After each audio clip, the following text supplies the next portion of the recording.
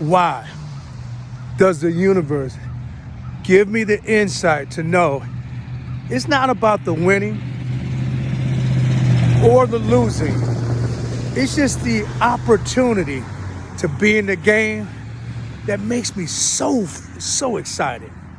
Hey, welcome back, good friends.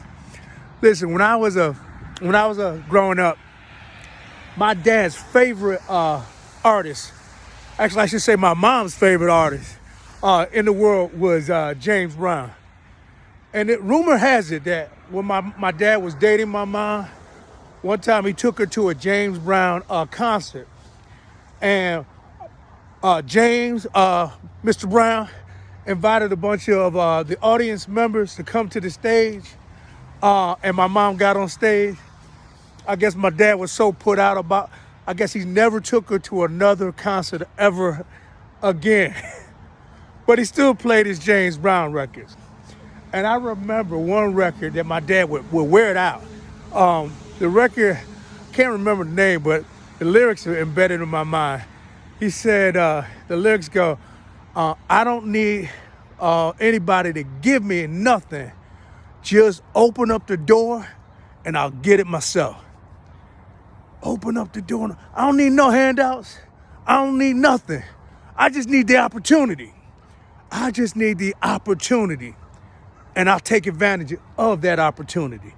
All right? You don't need to do nothing for me. Just give me the moment.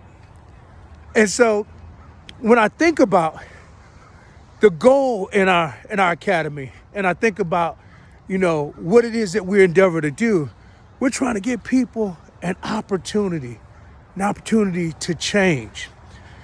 And that brings us to, the letter of the day. We were on A, we talked about the attitude of time. We were on B, we talked about becoming a new self-identity. Then we talked about C, 2 days in a row. We talked about the circle of concern and the circle of control. And then we talked about connecting in the community. And now I'm going to go back to C now. I'm going to talk about committing to change. Committing to the process. Change, guys, change is not easy, but it is necessary. If you want to evolve, you gotta be willing to change. And so much of this change thing is rooted in the fact that we have so many subroutines and so many little things that we do, not knowing why we do them, but it's more out of a tradition than out of an understanding. So they say by the time you're 35 years old, you are on autopilot about 95% of the time, which means you're only consciously in the driver's seat 5% of your day? What? But it's true. I know that was the case for me when I was about 300 pounds. I never was mindful in anything. I didn't mindfully eat. I didn't mindfully exercise. Most things was a reaction. I was on autopilot. But being on autopilot is not good when you committed to change. It reminds me of the story of a family, and this particular family had this tradition. Thanksgiving dinner, they had the Thanksgiving ham. And they had the glaze, they had the pineapple. But the one particular thing that they did is they always cut off the ends of the ham.